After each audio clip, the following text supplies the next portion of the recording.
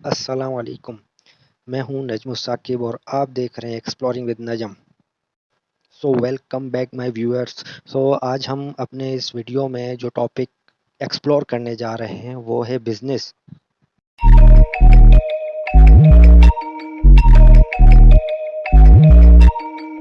آج کا ٹاپک بظاہر تو بہت کامن سا ہے، کیونکہ یہ ہمارے روزمرہ کی زندگی کا ایک بہت اہم حصہ ہے، کیونکہ آج اس کے بغیر دنیا کا تو تصور ہی نہیں کر سکتے ہم۔ ایک تین ڈبے والے سے لے کر ایک سپر مارکیٹ کے مالک تک، ہر شخص اپنے بزنس کے ایکٹیویٹیز میں مصروف ہے۔ اور بزنس کے معنی ہی یہی ہیں کہ مصروفیت۔ یہ لفظ نکلا ہی بزینس سے ہے، یعنی کہ بزی اور نیس۔ اور اس مصروفیت کی اہمیت کا اندازہ ہم اس بات سے لگا سکتے ہیں کہ ایک گھر ہو، ایک قصبہ ہو، ایک شہر ہو، ایک صوبہ ہو، ایک ملک ہو یا پوری دنیا، اس کی معاشی طاقت کا اندازہ ہم اس کے کاروبار یا بزنس سے ہی لگا سکتے ہیں۔ جو ملک معیشت اور کاروبار میں جتنا آگے ہوگا وہ اتنا ہی کامیاب کہلایا جا رہا ہے۔ بزنس کی مثال ایک جنگ کی طرح ہے۔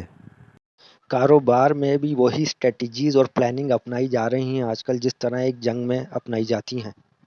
اور یہ خیال دنیا کو تب آیا جب دوسری جنگ عظیم نے انسان نے بھرپور نقصان اٹھایا، اور پھر اتنا بھاری نقصان اٹھانے کے بعد دنیا نے یہ سوچا کہ جو اسٹریٹجیز اور پلاننگ جنگ میں لگائی گئی تھی، کیوں نہ اسی طرح اسٹریٹجیز اور پلاننگ کو اپناتے ہوئے یہ سب کچھ کاروبار میں کیا جائے۔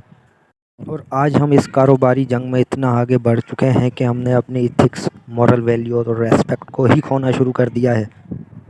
جیسا کہ آج ہماری زندگی کا مقصد ہی صرف پیسہ کمانا رہ گیا ہے، اور جیسے اخلاقیات سے تو ہمارا کوئی واسطہ ہی نہیں۔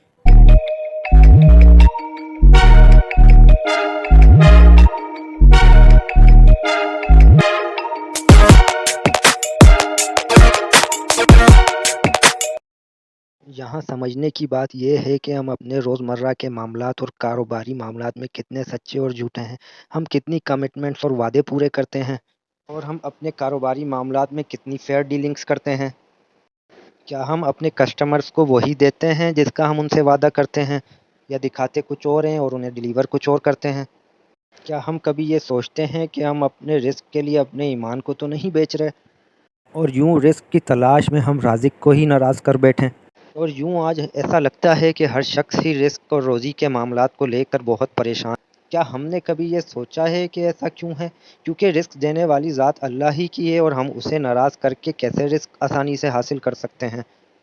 جس طرح ایک حدیث کے مطابق ہمارے نبی حضرت محمد مصطفیٰ صلی اللہ علیہ وآلہ وسلم نے فرمایا، جب کوئی قوم ناپ تول میں کمی کرنے لگتی ہے تو ان سے روزی منقطع کر دی جاتی ہے۔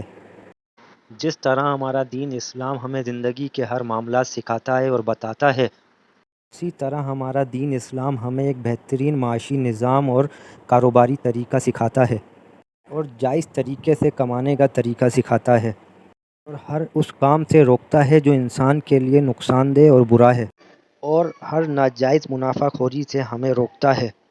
اور جبھی ایک وجہ یہ ہے کہ اسلام ہمیں ربا یا انٹرسٹ، جسے ہم سود کہتے ہیں، اس سے بھی منع فرماتا ہے۔ اور سود کیا ہے؟ ہم آسان الفاظوں میں یہ کہہ سکتے ہیں کہ سود وہ ہے کہ ضرورت مند کو پیسے ادھار دینا لیکن کرائے پہ، اور ایک مقررہ وقت پہ اس کا کرایہ وصول کرنا، یہ سود ہے۔ اس کا بنیادی اور سمجھنے والا نقصان یہ ہے کہ ہمیشہ پیسے کی ویلیو ڈی ویلیو ہوتی ہے۔ اس کا مطلب یہ ہے کہ آج جو پیسے کی ویلیو ہے کل وہ نہیں ہوتی۔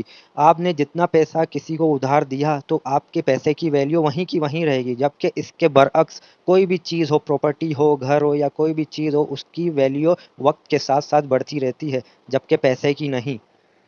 اور اس طرح جس نے اس ادھار کے پیسے کی ادائیگی کرنی ہوتی ہے، اس شخص پہ ایک بوجھ سا ہی رہتا ہے، اور یہی وجہ ہے کہ امیر اور غریب میں فرق بڑھتا ہی جا رہا ہے۔ اور جبھی اسلام نے ہمیں ایک بہترین معاشی نظام دیا ہے، کیونکہ اسلام ایک دین فطرت ہے جو ہماری فطرت میں اترتا ہے۔ اسلام میں امیر اور غریبی کے فرق کو کم کرنے کے لیے، بلکہ بالکل ختم کرنے کے لیے زکوٰۃ کا طریقہ دیا ہے۔ ان سب باتوں کو ڈسکس کرنے کا مقصد یہ ہے کہ بزنس اور کاروبار کرنا تو ہم بخوبی جانتے ہیں، پر اس سے ہمارے معاشرے کو کس حد تک فائدہ ہے یا نقصان ہے یہ ہمیں پتہ ہے۔ تو ہمیں چاہیے کہ اللہ پاک نے اپنے خزانوں سے ہمیں جو کچھ عطا کرا ہے ہم اس کو غریبوں پہ اور اپنی سوسائٹی کی بھلائی کے کاموں میں لگائیں، اور ہر اس کام پہ لگائیں جس کا اللہ پاک نے ہمیں حکم دیا ہے۔ اللہ پاک سے دعا ہے کہ اللہ پاک ہمیں اپنے بتائے ہوئے راستے پہ چلنے کی توفیق عطا فرمائے، آمین۔ تو آج کے لیے اتنا ہی، اب میں آپ سے اجازت چاہوں گا۔ کمنٹس میں ضرور بتائیے گا کہ آج کی ویڈیو آپ کو کیسی لگی۔